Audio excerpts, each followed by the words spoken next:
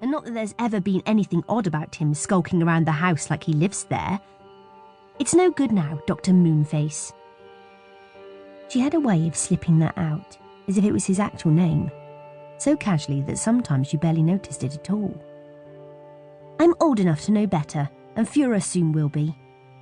Apologise to the doctor right now, Father said. I won't, Adrana answered. You can't make me. Just as you can't make me enjoy this stupid evening with the stupid captain and all your stupid friends, trying to pretend they haven't blown half their fortunes. I can have Paladin take you home, Father said in a warning tone. Our old red robot swiveled its glass dome overhead, trying to follow the conversation. Lights flashed on and off in the dome. Paladin often got confused when its name was mentioned, unless it was given simple, direct orders. I'll be in touch, Dr. Morsenk said, tucking his sweets back into his pocket. I'm sorry for my daughter's rudeness, Father said. Think nothing of it, Mr. Ness. The emotional lability of the young is nothing new to me. We watched him turn and waddle back to his table. He had a roll of flesh on the back of his neck like an inflated tube. He was still humming. There was no call for that, Father said. I've never been so... Humiliated? Adrana finished for him. You know what the real humiliation is? Being a Ness, that's what. Grovelling our way up the Mazaral's social ladder, trying to pretend we're something we're not. In a way, I was glad when a drunkard started shouting obscenities from the audience. Up on the podium, Captain Malanglar kept talking, and then someone from the Chamber of Commerce stood up and tried to shout down the drunk man, but by then it was too late.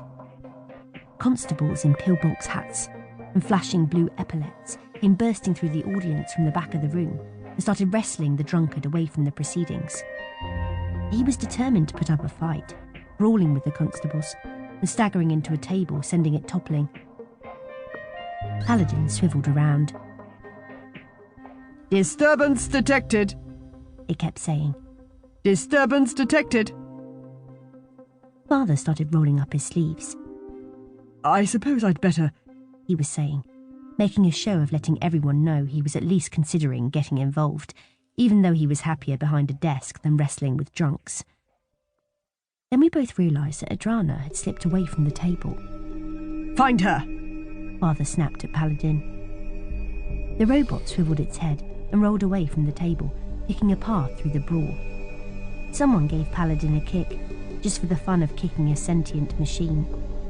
Paladin was used to that sort of thing. It wobbled a lot, but managed to stay upright. It should have kept a better eye on her, Father said, fuming as he tugged his sleeves back down again. Paladin can't help it, I said. It's just an old robot trying its best. Look, I'll go and see if I can find her. They were only letting people in through the north entrance, weren't they? No, Father said, wiping a hand across a sweat-glistened brow. They were using both entrances, and you can bet your sister's headed for one of them. Paladin was still sweeping the room, its dome spinning around, lights flashing agitatedly behind the glass. All right, I said. You go back to the cloakroom, where we came in. I'll go to the south entrance. Can I trust you to come back? Father asked. Of course. I meant it too. I had no intention of disobeying him. I wanted all of us to get back on the tram and ride along Jauntzery Road to the house, away from the drunken chaos that had started out as a polite civic function.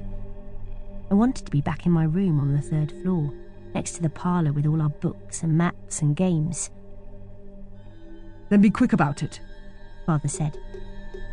I left the table, skirting around the brawl, which was quietening down now as more constables arrived, and began to make my way along the length of the Hall of History. A clammy cold hand closed on my wrist. That sister of yours is a disruptive influence.